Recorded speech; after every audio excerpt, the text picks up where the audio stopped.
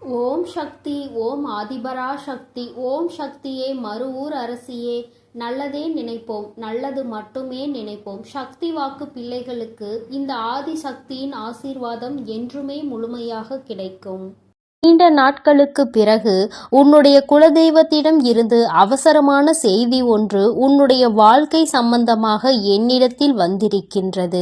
என் தங்கமே, உன்னுடைய குலதெய்வம் உன்னை பற்றிய சில விஷயங்களை என்னிடம் பகிர்ந்து கொள்ள ஆசைப்பட்டு, அம்மா, என் குலத்தில் இருக்கின்ற என்னுடைய பிள்ளை இப்பொழுது சிறிய பிரச்சனையில் இருந்து கொண்டிருக்கின்றார்கள்.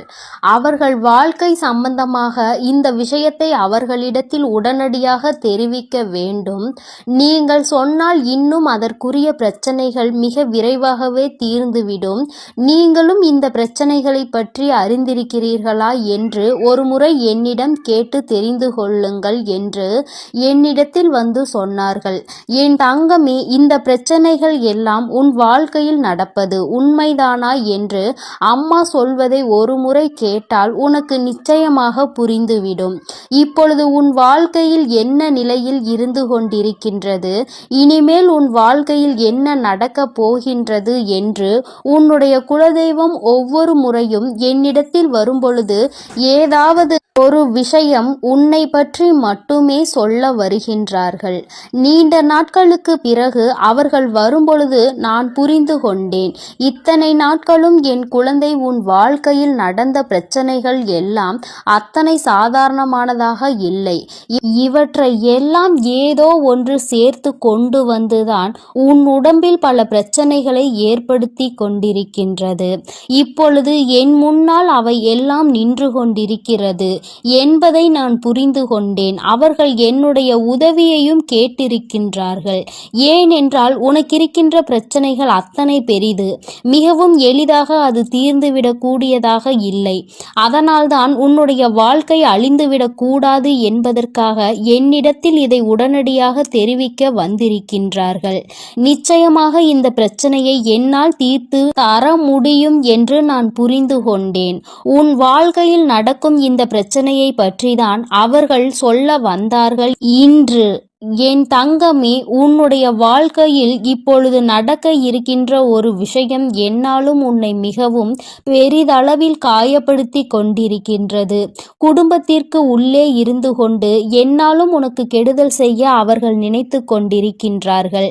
என் பிள்ளைதான் இருக்கின்ற இடத்திலேயே நரகத்தில் வாழ்வது போன்ற ஒரு உணர்வினை நீ உணர்ந்து கொண்டிருக்கின்றாய். சொந்த பந்தம், பாசங்கள் எல்லாம் வேஷம் என்ற ஒரு நிலைக்கு நீ இப்பொழுது வந்து விட்டாய். யாரால் உன் வாழ்க்கைக்கு உதவி கிடைக்கும் என்று நம்பி அவர்களோடு என்னாலும் நல்ல உறவில் இருந்து வந்தாயோ, இன்று அவர்களாலேயே மிக பெரிய பிரச்சனைக்கு நீ ஆளாகி நின்று கொண்டிருக்கின்றாய். அது மட்டுமல்ல, அவர்கள் எண்ணமும் உன்னை அவமானப்படுத்த காத்து கொண்டிருக்கின்றது. அவர்களுக்கு உன்னை அவமானப்படுத்த வேண்டும் என்பது மிகவும் முக்கியமானதாக இருக்கிறது. உன்னை அவமானப்படுத்துகிறோம் என்பதை சிறு துளி அளவு கூட அவர் புரிந்து கொள்ளவில்லை. உன்னை பற்றி பேச வேண்டும், எப்பொழுதும் உன்னை பற்றி மற்றவர்கள் தவறாக சொல்ல வேண்டும் என்ற எண்ணம் மட்டுமே அவர்கள் மனதிற்குள் முழுமையாக இருந்து கொண்டிருக்கின்றது. இதில் உன்னுடைய குலதெய்வத்திற்கு வருத்தம் என்ன தெரியுமா? என்னுடைய குலத்தில் இருக்கின்ற பிள்ளைகள் எல்லாம் ஒருவருக்கொருவர் ஒற்றுமையாக இருக்க வேண்டும் என்று நான் நினைத்து கொண்டிருக்கின்ற இந்த நேரத்தில் இவர்கள் இப்படி ஒற்றுமை இல்லாமல் இருப்பதோடு மட்டுமல்லாமல் ஒருவர் இன்னொருவர் வாழ்க்கையையே கெடுப்பதற்கு அல்லவா நினைத்து கொண்டிருக்கின்றார்கள். மற்றொருவர் வாழ்க்கையை கெடுப்பதால் என்ன பலன் இவர்களுக்கு கிடைக்கப் போகின்றது? மற்றவர்கள் வந்து இவர்களை ஏதாவது செய்ய நினைத்தால் கூட ஒற்றுமையாக நின்று அவர்களை விரட்டி அடிப்பதை விட்டுவிட்டு இவர்களுக்குள்ளேயே ஒற்றுமை இல்லாமல் தவித்து கொண்டிருக்கின்றார்கள். உறவுகளானாலும் சரி, உடன் பிறந்தவர்களானாலும் சரி, ஒருபோதும் மற்றவர்கள் மத்தியில் ஒருவரை விட்டு கொடுக்க பழகிவிட்டால் மற்றவர்கள் இவர்கள் வாழ்க்கையில் எளிதாக புகுந்து இவர்களினுடைய வாழ்க்கையை வாழவிடாமல் தடுத்து நிறுத்தி விடுவார்கள். தேவையில்லாத பிரச்சனைகளை உருவாக்கி கொடுப்பார்கள். இன்று இவர்கள் வாழ்க்கையே கேள்விக்குறியாக அல்லவா நின்று கொண்டிருக்கின்றது. உன்னுடைய மனதிற்கு எது சரி என்று பட்டதோ, எது சரி என்று தோன்றுகிறதோ அதை நீ சரியான நேரத்தில் செய்திருந்தால் இன்று உனக்கு இத்தனை பிரச்சனைகள் வந்திருக்காது. யார் பேச்சையோ கேட்டு தேவையில்லாத முடிவுகளை எடுத்துதான் அதற்கு விளைவாகத்தான் இன்று வாழ்க்கையை தொலைத்துவிட்டு நீ நின்று கொண்டிருக்கிறாய். இன்னும் ஒன்றும் குறைந்து போகவில்லை. உன் வாழ்க்கை உன் கையை விட்டு முழுமையாக செல்லவில்லை. வாழ்க்கை கையை விட்டு செல்வதற்கான நேரத்தை எதிர்நோக்கி காத்து கொண்டிருக்கின்றது. உனக்கு இப்பொழுதே உன் வாழ்க்கை உன்னை விட்டு சென்று விட்டது போன்ற ஒரு உணர்வு வந்துவிட்டது அல்லவா? என் தங்கமே, நீ இந்த உணர்வில் இருந்து மீண்டு எப்பொழுது உன் வாழ்க்கை சம்பந்தமாக இன்னொருவர் தலையீடு உள்ளே இருப்பதை உணர்ந்து நீ உன்னுடைய வாழ்க்கையை உன் விருப்பப்படி வாழ வேண்டும் என்றுதான் அவர்கள் உன்னிடத்தில் சொல்ல வந்திருக்கின்றார்கள். இன்னொருவரின் தலையீடு உன்னுடைய குடும்பத்தில் இருக்கின்றதே என்றால் மிகவும் நெருக்கமான ஒருவராக அவர் இருக்கும் பொழுது எப்படி இதனை சமாளிப்பது என்று தெரியாமல் தவித்து நின்று கொண்டிருக்கின்றாய். என் தங்கமே, ஒருவர் வாழ்க்கையில் மிகவும் முக்கியமான உறவாக இருக்கும் பட்சத்தில் அவர்களை வாழ்க்கையில் அருகில் இல்லாமல் விலக்கி வைப்பது என்பது மிகவும் கடினமான விஷயம் அல்லவா? அந்த விஷயத்தை தான் என் பிள்ளை செய்ய முடியாமல் தவித்து நின்று கொண்டிருக்கின்றாய். தள்ளி நில் என்று சொல்லிவிட முடியாத ஒரு உறவு அதற்காக தன் வாழ்க்கையில் பிரச்சனையை ஏற்படுத்தும் பொழுது அதையும் பார்த்து கொண்டு இருக்க முடியவில்லை. இரு பக்கமும் சாய முடியாமல் எத்தனையோ பிரச்சனைகளை நீ போராடி கொண்டிருக்கிறாய். என் தங்கமே, இது இன்றோடு முடிய போகின்ற விஷயம் கிடையாது. இது உன்னுடைய வாழ்க்கை அல்லவா? உன் வாழ்க்கையை கெடுக்க நினைத்தாலும் சரி, அது எப்பேற்பட்ட உறவாக இருந்தாலும் சரி, அவர்களுக்கு எடுத்து சொல்லி நீ புரிய வைக்க வேண்டும். அப்படியும் அது அவர்களுக்கு புரியவில்லை என்றால் உன்னுடைய வாழ்க்கையில் இருந்து அவர்களை ஒதுக்கி வைப்பதை தவிர வேறு வழி இல்லை. எத்தனை பெரிய உறவாக இருந்தாலும், உன் வாழ்க்கையில் எத்தனை அக்கறை கொண்டவர்களாக இருந்தாலும் வாழ விடாமல் பிரச்சனைகளை உருவாக்கி கொண்டிருந்தால் அவர்கள் உன் வாழ்க்கையில் எதற்காக தேவைப்படுகிறார்கள் என்று ஒருமுறை சிந்தித்துப் பார். எந்த ஒரு காரியத்திற்காகவும் உன் வாழ்க்கையில் உனக்கு கெடுதல் செய்ய நினைப்பவர்களை அருகில் வைத்து கொண்டிருக்காதே. இதனால் உன்னுடைய வாழ்க்கைக்கு தான் மிகப்பெரிய பிரச்சனை. அது மட்டும் அல்லாமல் உன்னை சார்ந்து இருப்பவர்களுக்கும் மிகப்பெரிய மனவேதனை. அது எந்நாளும் உறுத்தி கொண்டே இருக்கும் என்பதை நீ மறந்து விடாதே. என் தங்கமே, சந்தோஷமாக வாழ்கின்ற காலத்தில் சந்தோஷத்தை அனுபவிக்க முடியாமல் என் பிள்ளை தவித்து நின்று கொண்டிருக்கிறாய். இந்த வயதில் அனுபவிக்க வேண்டிய விஷயத்தை இனிமேல் எந்த வயதில் அனுபவிக்க போகின்றாய்? இப்பொழுது உன் வாழ்க்கை இப்படி இருப்பதை என்னால் ஏற்றுக்கொள்ள முடியவில்லை என்று உன்னுடைய குலதெய்வம் மிகவும் மனவேதனை அடைந்தார்கள். என் தங்கமே, இந்த வாழ்க்கையை இனிமேலாவது காப்பாற்றிக் கொள்ள வேண்டும். யாருடைய பேச்சுக்கும் இடம் கொடுக்காமல், யார் சொல்கின்ற வார்த்தையையும் கேட்காமல் உன்னை நம்பி இருப்பவர்களை காப்பாற்ற வேண்டிய பொறுப்பினை மட்டும் உன் கைகளில் நீ எடுத்துக்கொள்ள வேண்டும். வேறு எதுவும் உனக்கு பெரிதாக தெரியக்கூடாது. ஏனென்றால் எல்லோரையும் விட்டு வந்த உறவு, உன்னை நம்பி இருக்கின்ற ஒரு உறவு, நீ உன்னுடைய இல்லத்தில் உன்னோடு இருக்கின்றார்கள் என்பதற்காக, உன்னுடைய நெருங்கிய உறவு என்பதற்காக அவர்கள் சொல்கின்ற பேச்சுக்களை எல்லாம் கேட்டு உன்னை மட்டுமே உயிரென நம்பி வந்தவர்களை காயப்படுத்தக்கூடாது. அவர்கள் மனதினை ஒருபோதும் நீ வேதனைப்படுத்தக்கூடாது. நீ ஏற்றுக்கொண்ட பொறுப்பிலிருந்து ஒருபோதும் தவறக்கூடாது. இவற்றிற்கெல்லாம் ஒரே ஒரு வழி, மூன்றாவது நபரை வாழ்க்கைக்குள் நுழைய விடாமல் தடுப்பது மட்டும்தான். அவர்களால் தான் உன் வாழ்க்கையில் இத்தனை சீரழிவு ஏற்பட்டு இருக்கின்றது என்பதை நான் நன்கு அறிவேன். உன்னுடைய குலதெய்வத்தின் மனவேதனையும் இது ஒன்றே இருந்து கொண்டிருக்கின்றது. தன்னை நம்பி வந்தவர்களை விட்டுவிட்டு இன்னொருவரின் சொல்லை கேட்டு அவர்களை காயப்படுத்துவது என்பது தவறான செயலாகும். என் தங்கமே, இந்த விஷயத்தை நான் இதோடு விடப்போவது கிடையாது. உன்னுடைய குலதெய்வம் என்னிடத்தில் இதனை சொல்லி இருந்தாலும் நான் இதற்கென்று ஒரு முடிவினை கட்ட வேண்டும் என்று இப்பொழுது துணிந்து வந்து விட்டேன்.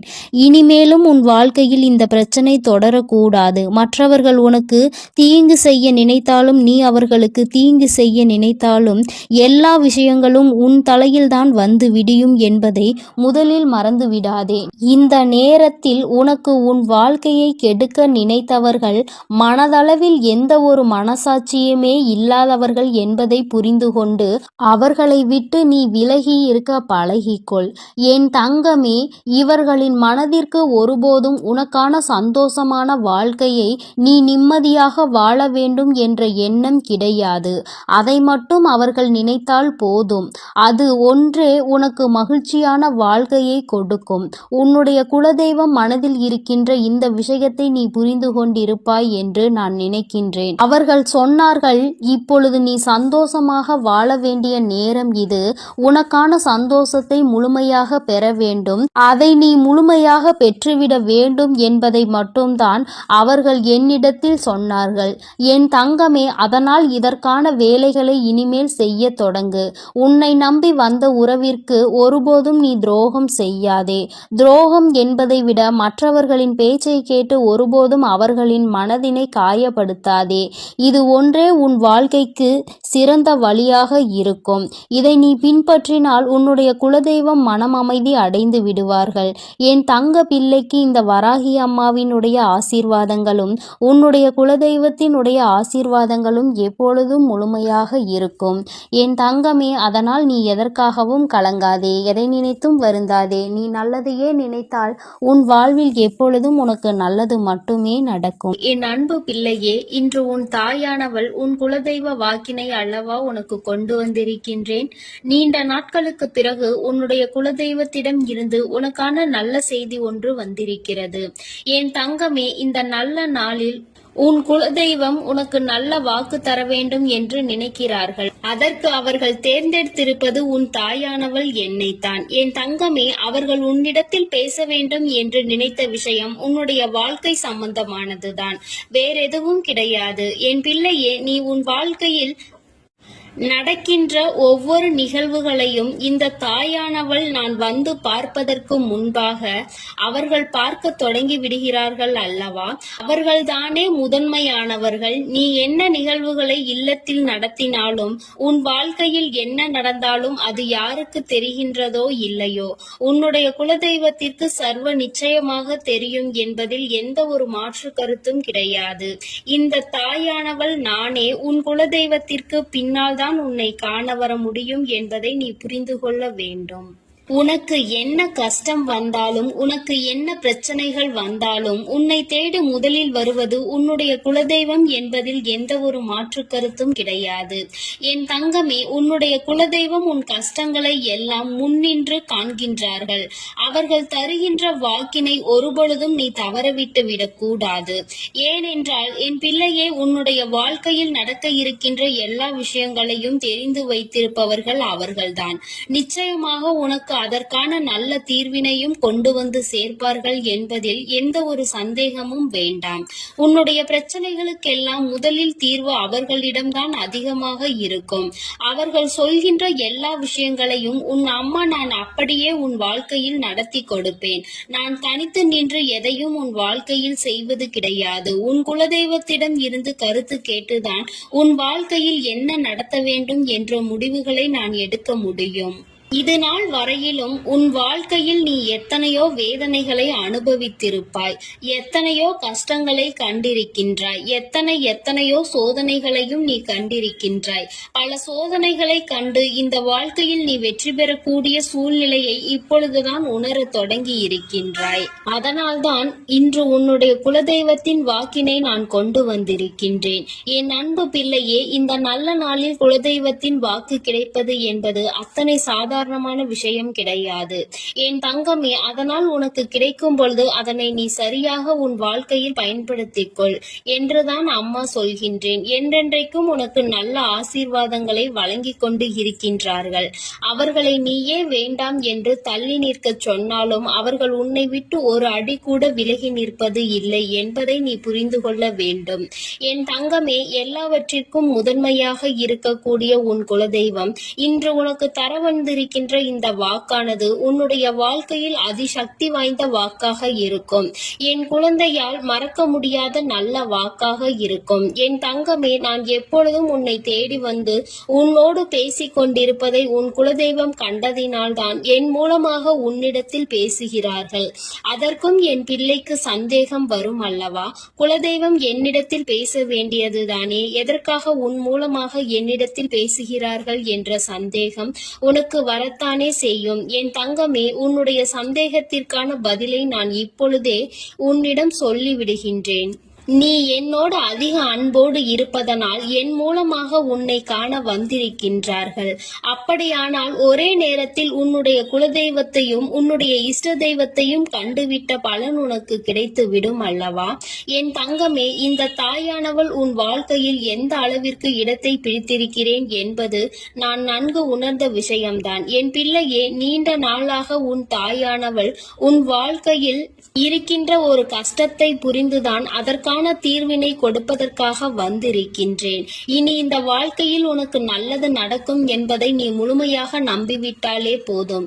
எல்லா கஷ்டங்களிலும் இருந்து உனக்கு நான் நிச்சயமாக ஒரு நல்ல நிலையை கொடுப்பேன். இதில் எந்த ஒரு மாற்று கருத்தும் கிடையாது. எல்லா சூழ்நிலைகளும் உன் வாழ்க்கையில் மாறிவிடும். குலதெய்வம் இன்று உனக்கு தருகின்ற வாக்கினை சரியாக கேட்டுக்கொள். அதை உன்னுடைய மனதிற்குள் நீ பதிய வைத்துக்கொள். என் குழந்தையே, உன் குலதெய்வம் உன்னிடத்தில் சொல்கின்ற முக்கியமான விஷயம், உன் வாழ்க்கையில் பல மாற்றங்கள் ஏற்பட போகிறது என்றுதான் சொல்கின்றார்கள். ஒரு கஷ்டத்தில் இருந்து நீ மீண்டு வரப் போகின்றாய்.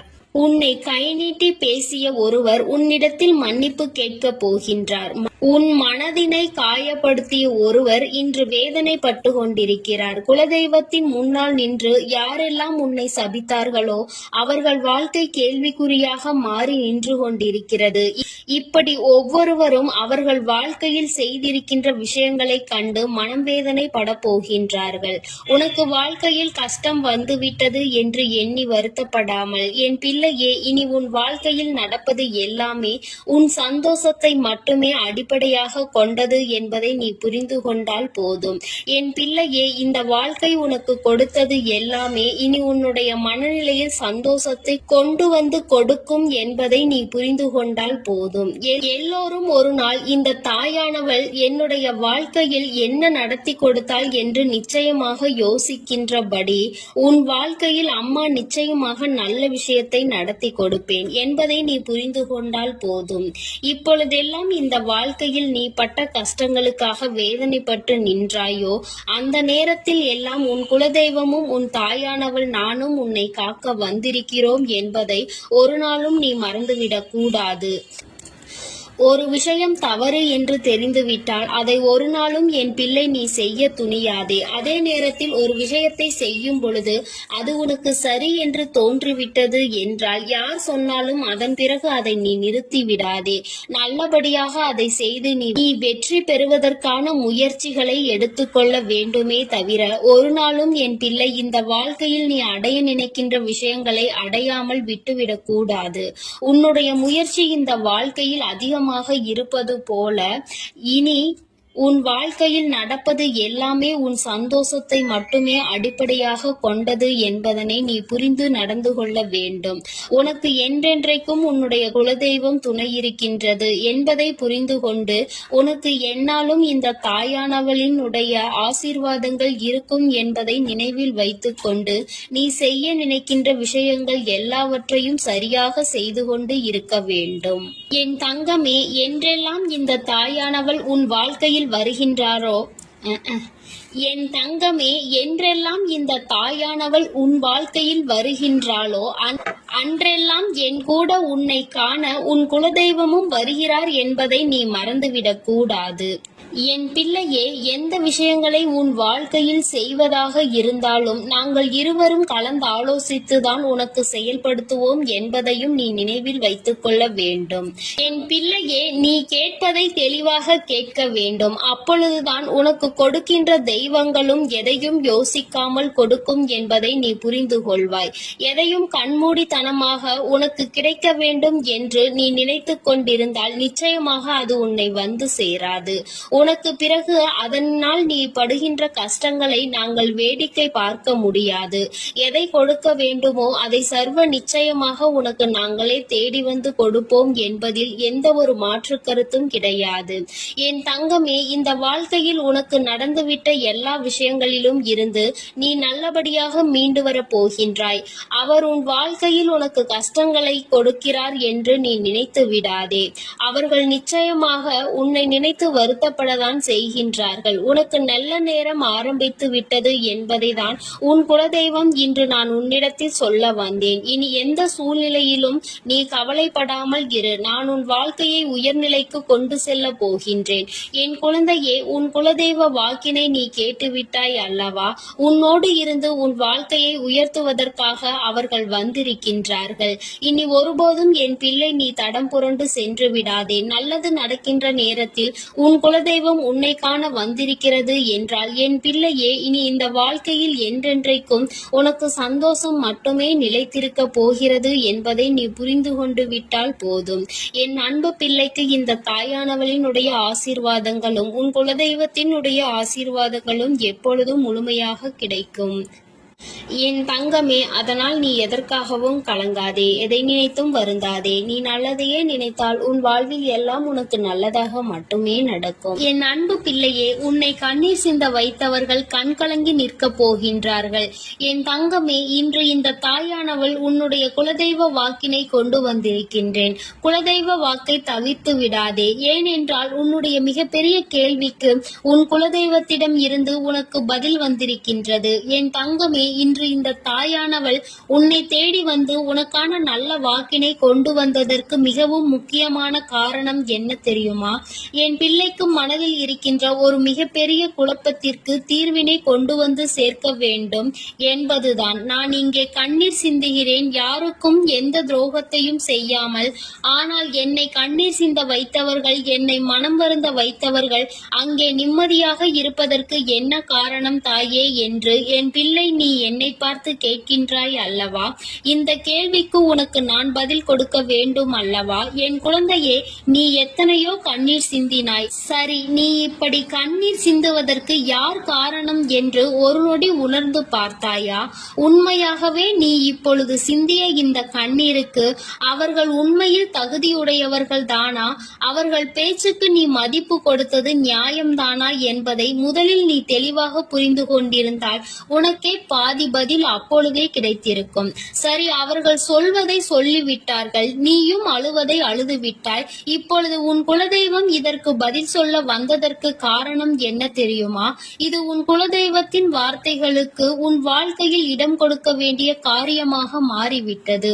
ஏனென்றால் இந்த பிரச்சனைகள் உன் குலத்தில் இருக்கின்ற பிள்ளைகளுக்கு இடையே ஆனது.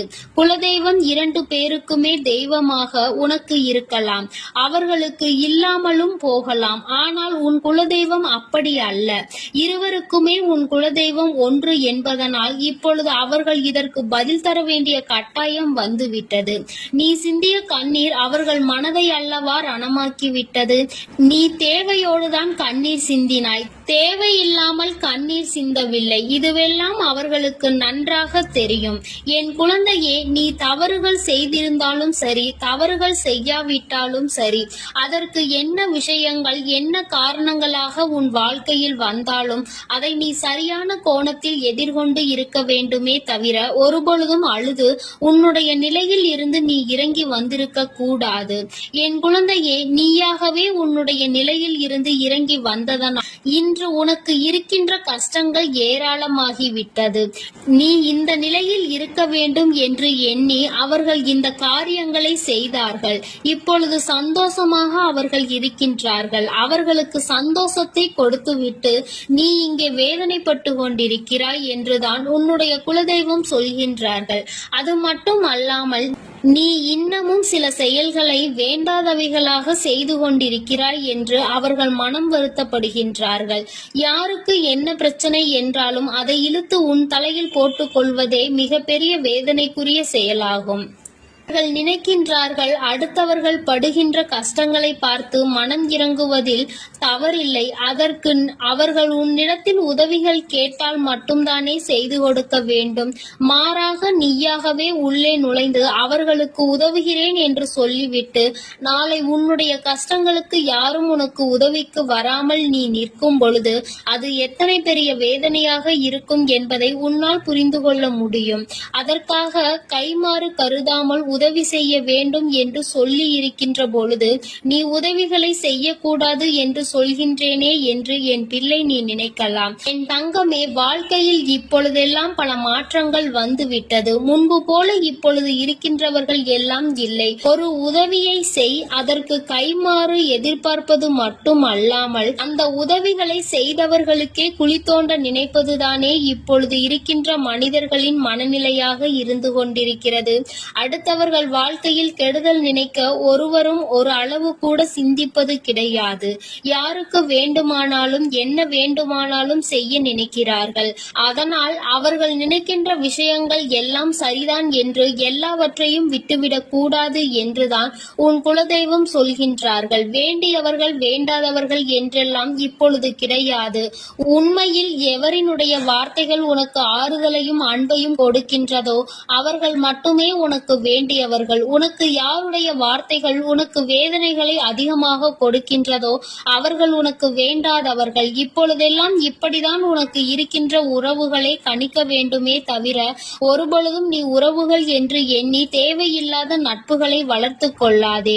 என் பிள்ளையே, தெரியாதவர்கள் கூட ஓடி வந்து உதவிகளை செய்து கொடுத்து விடுவார்கள். தெரிந்தவர்கள் இங்கே உதவிகளை செய்வது கிடையாது. தெரிந்தவர்கள் தான் அடுத்தவர்களுக்கு உதவிகளை செய்தால் எங்கே அவர்கள் வாழ்க்கையில் முன்னேற்றம் வந்துவிடுமோ என்று எண்ணி அதை செய்ய மறுக்கின்றார்கள்.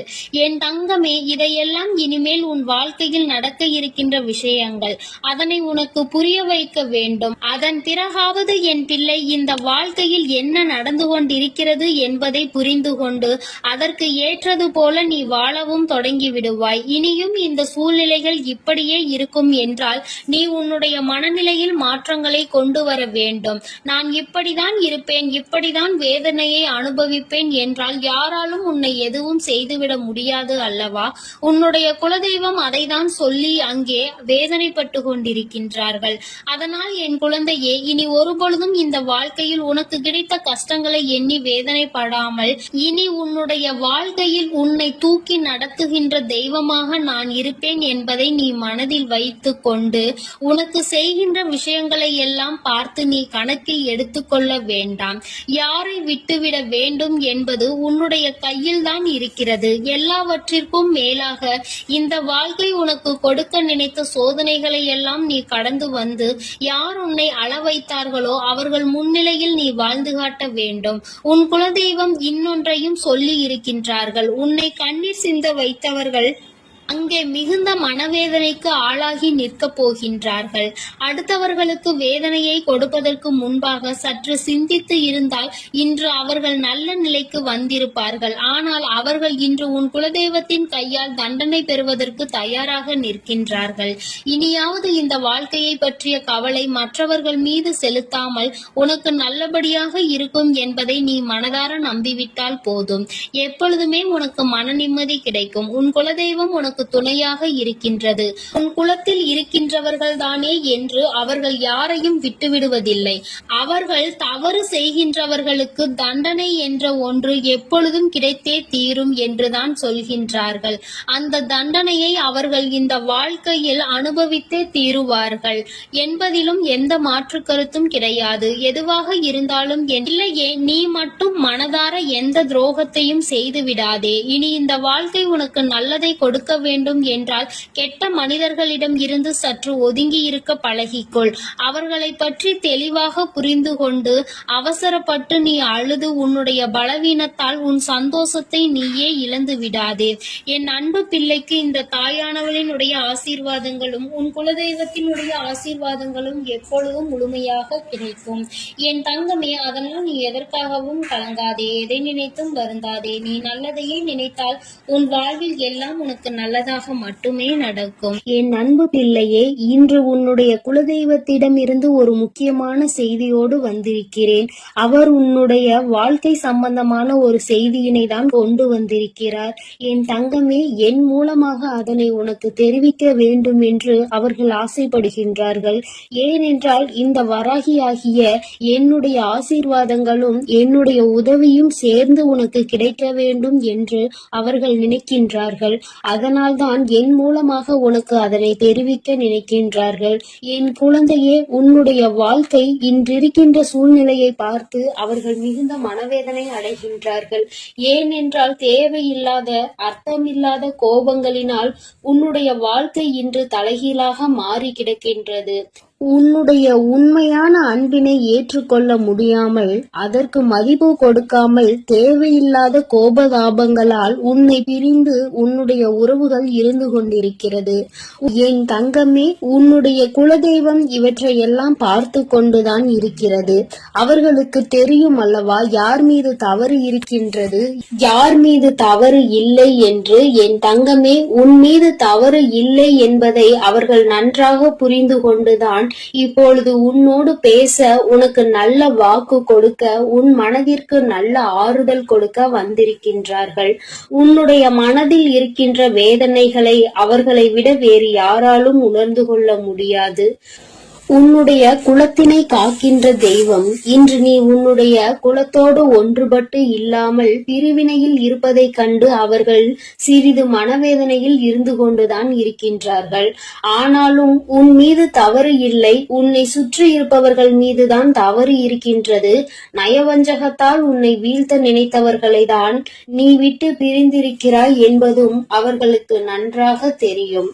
அதனால்தான் அந்த நயவஞ்சகர்களை விட்டுவிட்டு உன்னிடம் பேசுவதற்காக ஆசைப்படுகின்றார்கள். என் குழந்தையே, அவர்கள் சொன்னதை நான் உன்னிடம் சொல்கிறேன், கேள். என் பிள்ளையே, நீ உன்னுடைய வாழ்க்கையை நல்லபடியாக இந்த தாய் நான் உன்னுடைய குலதெய்வம் அமைத்து கொடுத்தபடி தான் வாழ வேண்டும் என்று ஆசைப்படுகின்றாய். ஆனால் உன்னை சுற்றி இருப்பவர்கள் உன்னை வாழ விடாமல் தடை செய்து கொண்டிருக்கின்றார்கள். நீ என்ன செய்தாலும் உனக்கு இடைஞ்சல்கள் தான் கொடுத்து கொண்டிருக்கின்றார்கள். அவர்கள் என்னை தான் வணங்குகிறார்கள். நான் அவர்களுக்கு நல்ல புத்தியை தான் கொடுத்தேன்.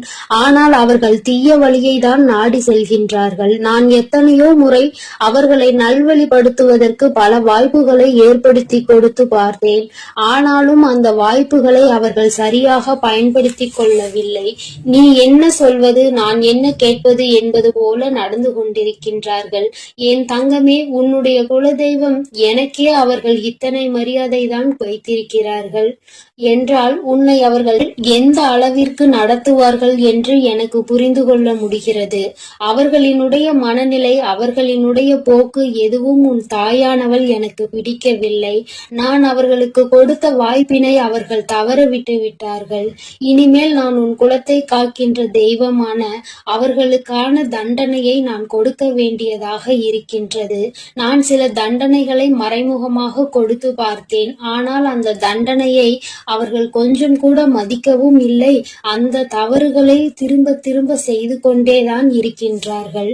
அவர்கள் என்னவோ அவர்களுக்கு நடந்ததெல்லாம் ஒரு பெரிய விஷயமாக தெரியாதது போல நடந்து கொண்டு திரிகின்றார்கள். என் தங்கமே, நீ வேதனைப்படாதே. உன்னை சுற்றி உன்னை காயப்படுத்துபவர்களுக்கானது இனிமேல் அவர்கள் கைகளில் வந்து சேரும். நீ நன்றாக இருக்க மாட்டாய் என்று சொன்ன வாய் அவர்களே அழிக்கப் போகின்றார்கள். என் தங்கமே, நீ நினைக்கலாம் நம் குலதெய்வம் அவர்களுக்கு இது போன்ற வழிகளை செய்யக்கூடாது, அவர்களுக்கு இது போன்ற காயத்தினை ஏற்படுத்த கூடாது என்று நீ நினைக்கின்றாய். ஏனென்றால் உன்னுடைய மனது அத்தகைய நல்ல மனதல்லவா? எல்லோருக்குமே நல்லதை மட்டுமே செய்ய வேண்டும் என்று நினைத்தாய் அல்லவா? நீ நினைத்ததன் பலன்தான் இன்று அனுபவித்துக் கொண்டிருக்கிறாய். ஆனால் நீ நினைத்தது யாருக்காக என்பதை ஒரு முறை சிந்தித்திருக்க வேண்டும். நயவஞ்சக தெரியாத கூட்டம், சூழ்ச்சிகளினால் மற்றவர்களை வீழ்த்திவிடலாம் என்று நினைக்கின்ற கூட்டம், எத்தனை கஷ்டங்கள் எத்தனை சோதனைகளை கொடுத்தாலும் அதிலும் திருந்தாத கூட்டம். அவர்களுக்காக அல்லவா நீ உதவிகளை செய்ய நினைக்கின்றாய், அவர்களுக்காகத்தானே இப்போது இரக்கப்படுகின்றாய். நீ செய்த நன்றியை ஒரு சிறிதளவு கூட மதிக்காதவர்கள் நீ செய்த உதவியை ஒரு சிறு துளியேனும் மதிக்காமல் உனக்கு ஒரு சிறு துளி கூட நன்றி என்கின்ற உணர்வினை காட்டாமல் இருக்கின்றார்கள். எத்தனை செய்தாலும் இனியும் அவர்களுக்கு அந்த நன்றி இருக்க போவதில்லை. எதிர்பார்ப்பதும் தவறான விஷயம். ஏனென்றால் அவர்களுக்கு மனித குணம் என்பது இல்லாமல் போய்விட்டது. அவர்கள் தீய சக்தியின் பிடியில் இருந்து கொண்டிருக்கின்றார்கள். அதனால் அவர்களை தீய சக்தியின் பிடியில் இருந்து மீட்டெடுப்பதோடு மட்டுமல்லாமல் நல்ல பாடத்தினை புகட்ட வேண்டுவது உன்னுடைய குலதெய்வத்தினுடைய கடமையாக இருக்கின்றது. என் தங்கமே, நீ வேதனைப்படாதே. உன் வாழ்க்கை சில சமயங்களில் உனக்கு பிரச்சனைகளை தரும் பொழுதெல்லாம் நீ நினைக்கின்றாய், அவர்கள் விட்ட சாபமாக இருக்குமோ, நம்மை சுற்றி சுற்றி நமக்கு செய்ய நினைத்த தீய வினைகளாக இருக்கும் என்று.